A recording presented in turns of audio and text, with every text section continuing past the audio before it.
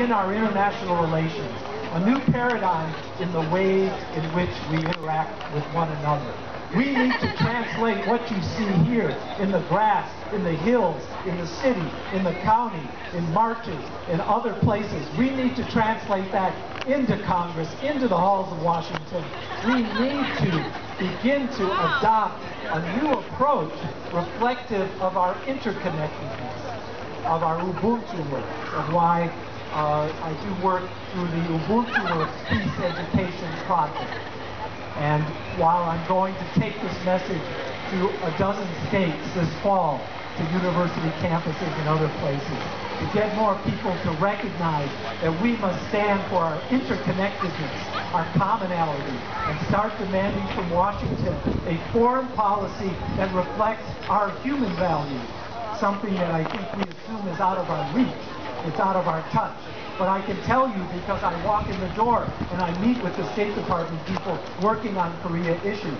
I meet with members of the Foreign Relations Committee. We can tell them and provide the tools in their toolbox that they just so often don't have.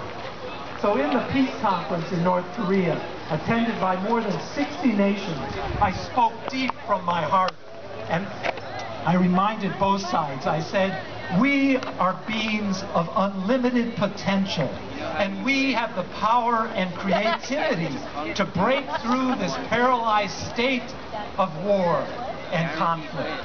But we have to be willing to let go of much that has defined our relationships for decades. We need a change in consciousness. And as I finish my presentation, I was surrounded by people from all over the world who thanked me truly for including peace in the discussion.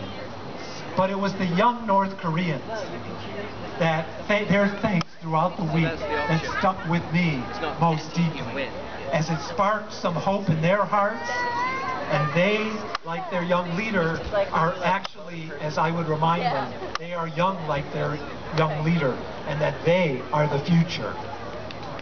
We must never give up. We must recognize our commonality. President Obama's declaration that he has no hostile intent toward the DPRK is a step in the right direction.